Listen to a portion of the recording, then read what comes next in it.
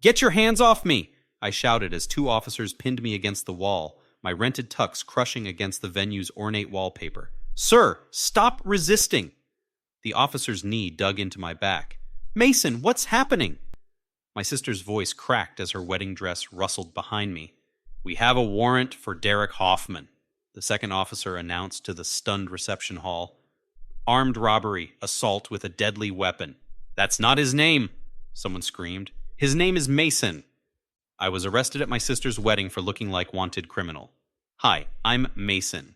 Today, I'm going to tell you my story. But before I continue, please like, share, and subscribe to hear more stories like this. I should start by saying I've always had what people call one of those faces. Generic, forgettable. The kind that makes strangers think they went to high school with me. It had been a running joke in our family for years. Mason could rob a bank and they'd arrest 5 other guys first, my brother Garrett used to say. Funny how that joke stopped being funny. The day started perfectly. My younger sister Penelope was getting married to her college sweetheart Rashad at the Riverside Manor in Sacramento. It was the kind of wedding she'd dreamed about since we were kids, elegant, intimate, with about 150 guests. You clean up nice, my wife Camilla said, adjusting my bow tie that morning. Almost don't recognize you without the paint stains. I worked as a contractor, specializing in historical restorations. My hands were usually covered in primer and my clothes in sawdust. The tux felt like a costume. Think anyone will actually believe I'm related to the bride? I joked. Penelope had inherited our mom's delicate features and natural grace. I got our dad's blocky build and forgettable face. Stop that, Camilla kissed my cheek. You look handsome, distinguished even. We arrived at the venue early to help with setup. My other sister, Denise, was already there managing the chaos with military precision. Mason, finally, I need you to help Garrett with the arch. The flowers are making it top-heavy. On it, I said, grateful for something to do with my nervous energy. The ceremony was beautiful. Penelope looked radiant, Rashad cried during his vows, and even our tough-as-nails dad, Vincent, wiped away tears. My mom, Lorraine, sobbed openly, clutching tissues Denise kept supplying. That's our baby, Mom whispered to me during the kiss. Can you believe it? Still seems like yesterday she was stealing my Halloween candy, I whispered back. The cocktail hour was when I first noticed something off. A man in a cheap suit kept staring at me from across the garden. Not the usual, do I know you? Look I was used to, but something more intense. Honey, that guy's been watching you, Camilla noticed too. Probably thinks I installed his kitchen or something. I brushed it off. Happens all the time. But he kept staring. When I moved to the bar, his eyes followed. When I talked to my Uncle Terrence, he shifted positions to keep me in view. Maybe you should say something, Camilla suggested. At Penelope's wedding? No way, I'm not causing drama today. The reception started beautifully. The speeches were heartfelt, the food was excellent, and Penelope and Rashad's first dance brought more tears. I was standing with my cousins laughing about old family stories when chaos erupted. Nobody move! 4 police officers burst through the main entrance, hands on their weapons. Guests screamed. The music cut off abruptly. We're looking for Derek Hoffman, the lead officer announced. We know he's here. Everyone looked around confused. I didn't know any Derek Hoffman. Then the man in the cheap suit pointed directly at me. That's him! That's Derek Hoffman! What? I said, stepping forward. There's some mistake. I'm Mason Tran. I'm the bride's brother. Sir, put your hands where we can see them. This is insane. I'm not Derek whoever. This is my sister's wedding. Sir, we have a warrant for your arrest. Come quietly and we can sort this out. Mason? Penelope's voice was small, scared. What's going on? I don't know, Penny. They've got the wrong person. That's when things escalated.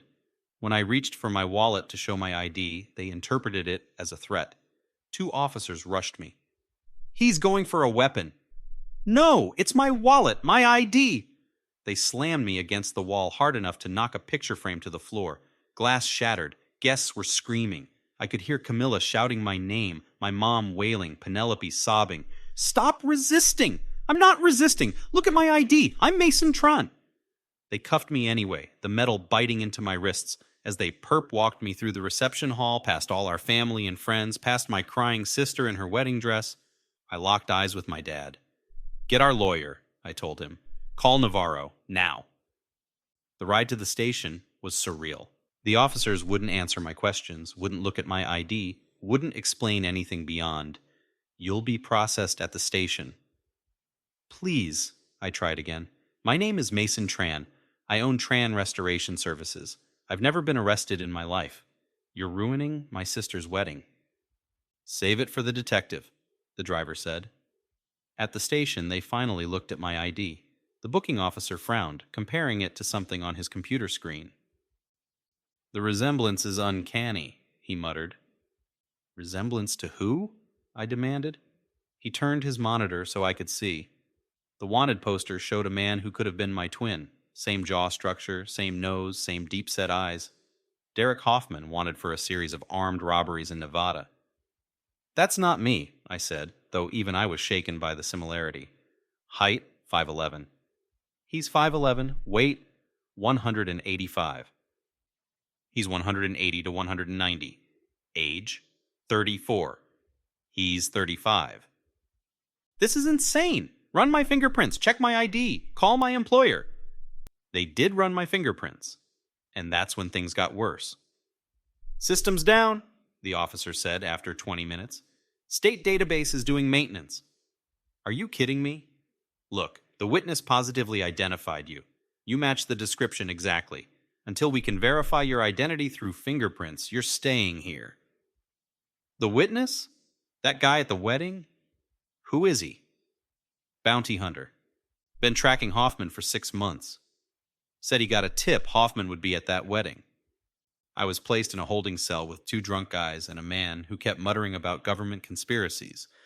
My phone had been confiscated. My beautiful sister's wedding was continuing without me, or knowing it wasn't. Hours passed. Finally, a detective arrived. Detective Yates was a tired-looking woman who seemed annoyed to be dealing with this on a Saturday night.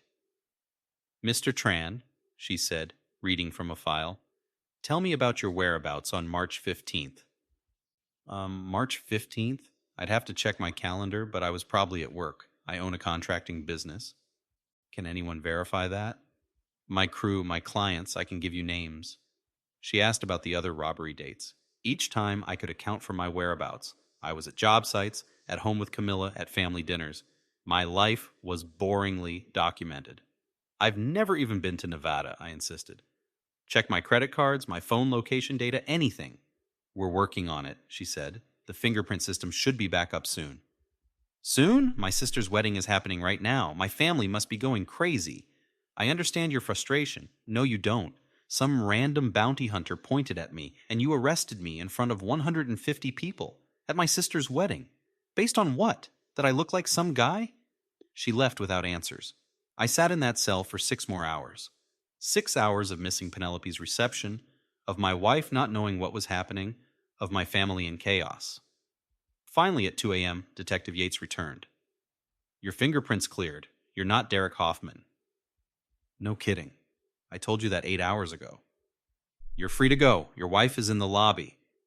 I wanted to scream, to demand answers, apologies, something. But all I wanted more was to get out of there. Camilla nearly knocked me over with her hug. "Oh my God, Mason, we've been terrified. Navarro's been raising hell, but they wouldn't tell us anything." "Is the wedding?"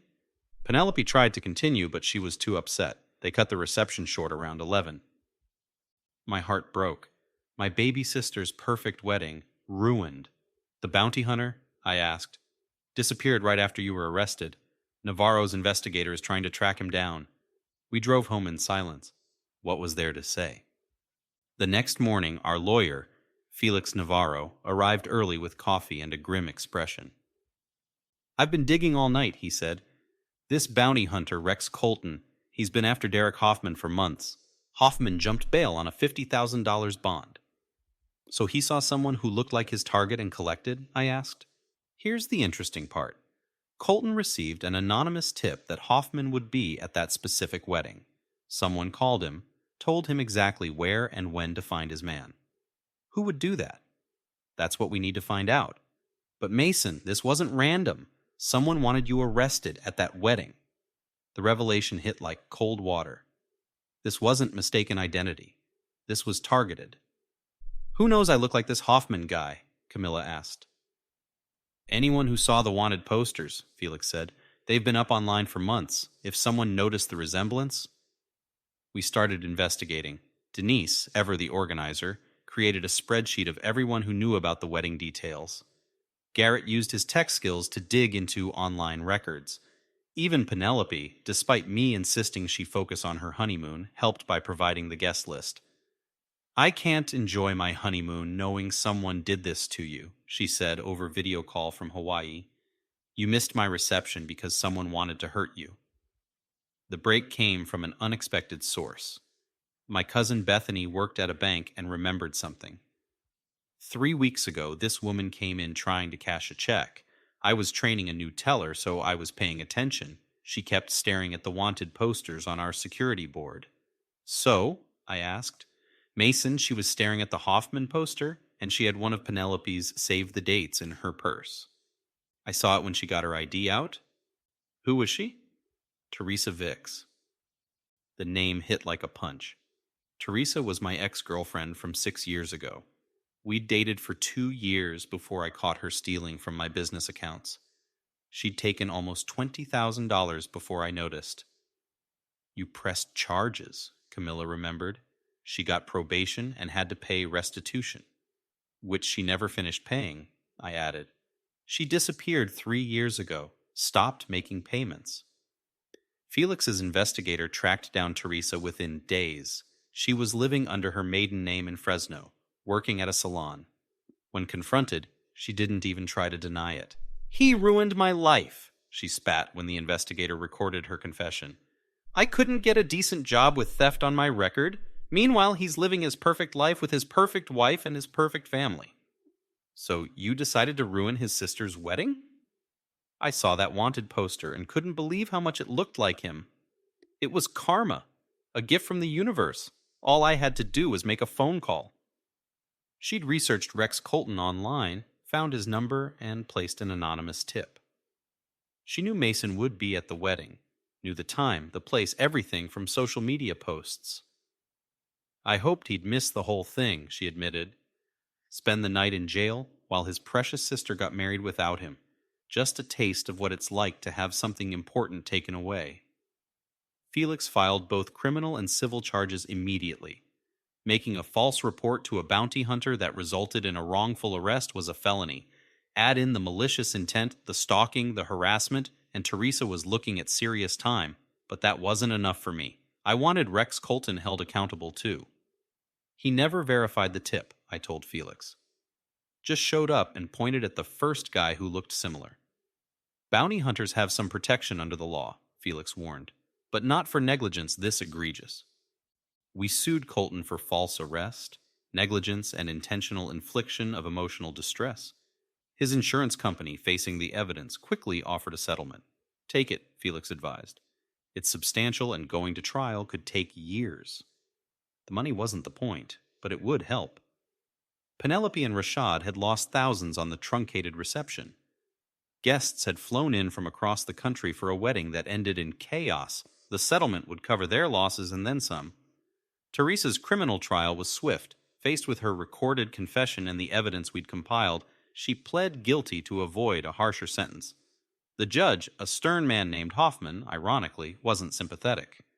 You weaponized law enforcement for petty revenge, he said during sentencing. You traumatized an entire family, ruined a wedding, and could have resulted in someone being seriously hurt or worse. Your actions were premeditated, malicious, and show a complete lack of remorse. He sentenced her to 18 months in state prison, 3 years probation, and ordered her to pay full restitution for all damages, including therapy costs for family members affected by the incident. Teresa broke down crying. It wasn't supposed to go this far. I just wanted him to miss the wedding. Your intent is irrelevant, the judge replied. You set events in motion that you couldn't control. This is the consequence. As they led her away, she turned to me. I'm sorry, Mason. I was just so angry. I didn't respond. Some apologies come too late. The aftermath was harder than the incident itself. Penelope struggled with the fact that her wedding would always be remembered as the one where Mason got arrested. She and Rashad considered having a vow renewal to create new memories. Don't, I told her. Your wedding was beautiful until it was interrupted. Don't let Teresa steal that too. My parents aged years in months. Dad developed anxiety about public gatherings. Mom started having panic attacks in crowds. Both needed therapy to process the trauma of watching their son arrested at their daughter's wedding. I thought they were going to shoot you, Mom admitted, during one session I attended with her. When you reached for your wallet, I thought I was going to watch my son die. The extended family was divided. Some were angry at me, as if I'd somehow invited this drama. Others were overly protective, treating me like a victim at every gathering. Can we just be normal? I finally snapped at Thanksgiving. Yes, it happened. It was horrible. But I'm fine. Can we please just eat turkey without everyone looking at me like I might get arrested again? The most unexpected consequence came from Derek Hoffman himself. He was captured 3 months after my arrest, caught during a routine traffic stop in Arizona. When he learned about what happened at the wedding, he actually wrote me a letter from jail. Man, I'm sorry you got caught up in my mess. That's messed up what happened at your sister's wedding. Hope you sued everybody involved. DH. It was surreal, getting sympathy from the actual criminal I'd been mistaken for. Rex Colton's bounty hunter license was suspended pending review. The investigation revealed multiple instances of mistaken identity arrests, though none as dramatic as mine. He eventually lost his license and faced civil suits from other victims. Should have done his homework, Felix said with satisfaction. Bounty hunting isn't the Wild West anymore. Teresa served 14 months before being released on good behavior. Her probation terms included no contact with me or my family and mandatory counseling. She also had to pay restitution, though given her employment history, we didn't expect to see much. The real healing came through action. Penelope channeled her pain into advocacy, working with a legal reform group pushing for stricter regulations on bounty hunters and bail enforcement. No one should go through what we did, she told a state legislative committee. A single phone call from a vindictive ex shouldn't result in an innocent person being arrested at gunpoint. I focused on my business, throwing myself into work. But I also started documenting everything obsessively, keeping receipts, taking photos at job sites, maintaining detailed calendars. Camilla called it PTSD. She wasn't wrong. You can't prevent another false accusation by keeping records, she pointed out gently. But I can prove my innocence faster next time. There won't be a next time, Mason. She was right, but the paranoia lingered. I'd lost my anonymity, my forgettable face now memorable for all the wrong reasons. Local news had covered the story. My picture was online, forever linked to both wrongful arrest and Derek Hoffman look-alike. A year later, Penelope and Rashad surprised everyone with an announcement at Sunday dinner. We're pregnant, she beamed, and we want to have a big first birthday party, like the reception we should have had. Penny, you don't have to... Yes, I do, she cut me off. Teresa stole our reception. She doesn't get to steal our future celebrations too. Next year, same venue, same guests, but this time we're celebrating new life instead of dwelling on old pain. It was exactly what we needed. The party planning gave us something positive to focus on. When the day came, seeing everyone gathered at Riverside Manor again, this time with joy instead of trauma, felt like reclaiming stolen territory. No rest this time, Garrett joked as we set up decorations. Don't jinx it, I replied, but I was smiling. The party was perfect. Baby Amelia, decked out in a frilly pink dress, smashed her cake with enthusiasm while we cheered. Penelope and Rashad danced to their wedding song. Mom cried happy tears instead of terrified ones. During the toasts, Penelope raised her glass to me. To my brother Mason, who showed us that family stands together through anything, and who proved that missing one party doesn't mean missing a lifetime of memories. Hear, hear, the crowd chorused later. As I watched my family laughing and celebrating, Camilla squeezed my hand. See, new memories, she said. Better ones, I agreed. Derek Hoffman eventually pled guilty and got 15 years. Teresa completed her probation and disappeared again, hopefully for good. Rex Colton now works as a security guard, his bounty hunting days over. So I have to ask, Have you ever been punished for something completely out of your control? How did you reclaim your life from those who tried to destroy it?